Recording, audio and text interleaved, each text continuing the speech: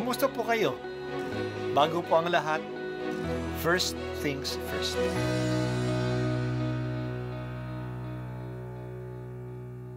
Good morning po. Sinisimulan po natin ngayon ang first things first. At dito po, tinatalakay natin sa unang bahagi ng umaga natin ay ang first readings na binabasa po sa banal na misa. Ito pong tinatalakay natin kasi madalas po marami na tayong alam tungkol sa gospel readings. Pero konti po ang nagsasalita sa first readings. Pero ang first readings, bahagi din po yan ng Biblia, ng banal na kasulatan. Kaya susubaybayan po natin ang mga first readings, basahin po natin at kuminsan kailangan ng basahin ng 2 o 3 beses bago maintindihan kasi hindi po tayo familiar sa mga istorya at sa mga kaisipan na tinatalakay dito. Ang pagbasa mula sa sulat ni Apostol San Pablo sa mga taga-Kolosas. Mga kapatid, mula nang marinig namin itong tungkol sa inyo, patuloy naming idinadalangin sa Diyos na naway puspusin niya kayo ng kaalamang kaloob ng Espiritu upang lubusan ninyong maunawaan ang kanyang kalooban. Sa gayon, makapamumuhay kayo ng karapat-dapat at kalugod-lugod sa Panginoon.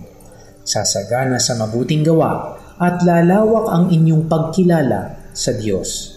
Idinadalangin din namin kayo'y patatagin niya sa tulong ng kanyang dakilang kapangyarihan upang masaya ninyong mapagtiisan ang lahat ng bagay at magpasalamat kayo sa Ama sapagkat minarapat niyang ibilang kayo sa mga hirang na magmamana ng kaharian ng kaliwanagan. Iniligtas niya tayo sa kapangyarihan ng kadiliman at inilipat sa kaharian ng kanyang minamahal na anak. Sa pamamagitan ng anak, tayo'y pinalaya at pinatawag sa ating mga kasalanan. Ang salita ng Diyos. Salamat sa Diyos. Nangako si Jesus bago siya umakyat sa langit na aalis siya, pero hindi niya tayo iiwanang ulila. Magpapadala siya sa atin ng isa pang katulong na walang iba kundi ang Espiritu ng katotohanan upang ipaalaala sa atin ang mga utos ni Jesus. At upang ang mga ito ay magampanan natin. Ang dasal ni Pablo para sa mga taga-Kolosas ay kaugnay dito. Sinulat niya, patuloy naming idinadalangin sa Diyos na naway puspusin kayo ng kaalamang kaloob ng Espiritu upang dubusan ninyong maunawaan ang kanyang kalooban. Napakahalaga po ang kalooban ng Diyos. Ang kagustuhan ng Diyos ay ang ikabubuti natin. Kung susundin lang natin ang kalooban niya, magiging maayos ang ating buhay. Hindi ba sinabi ni Jesus na hanapin natin ang kaharian ng Diyos at ang lahat ay bibigay sa atin? Matatamo natin ang kaharian ng Diyos. Makakapasok tayo sa kaharian ng Diyos kung paghahariin natin siya sa atin. At naghahari siya sa mga tao na gumagawa ng kanyang kalooban. Ito rin ang dasal na itinuro ni Jesus sa atin.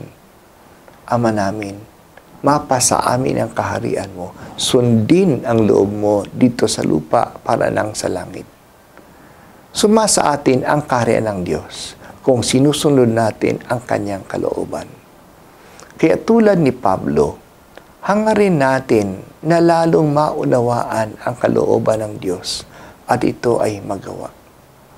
Ang Espiritu Santo ang ibinigay sa atin upang tulungan tayo sa bagay na ito. Ang Espiritu Santo ay ang power of God na ibinigay sa atin. Ang power ng Diyos ay hindi violent, hindi ito dahas. Ito ay lakas na tumulad kay Jesus. Ito ay lakas na sundin ang kalooban ng Diyos at hindi ang kagustuhan natin. Kailangan natin ang lakas at liwanag na ito. May 2 hadlang sa hindi pagsunod sa Diyos. Ang una ay kamangmangan. Hindi natin alam ano ba ang gusto niya. Nabubulagan tayo sa mahina nating pangunawa o mahinang kaalaman. Nabubulagan din tayo dahil sa nandidilim ang ating pangunawa, dahil sa galit, dahil sa pagnanasa ng mga material na bagay o dahil sa katamaran. Kaya kailangan tayong gabayan ng Espiritu sa katotohanan. Pero kahit na alam na natin ang katotohanan, may isa pa ring hadlang.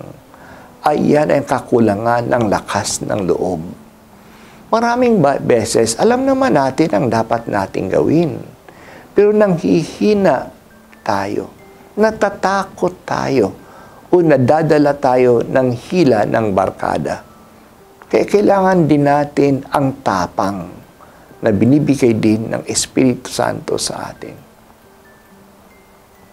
O Diyos Ama, naniniwala po kami ng kalooban mo ay mabuti sa amin.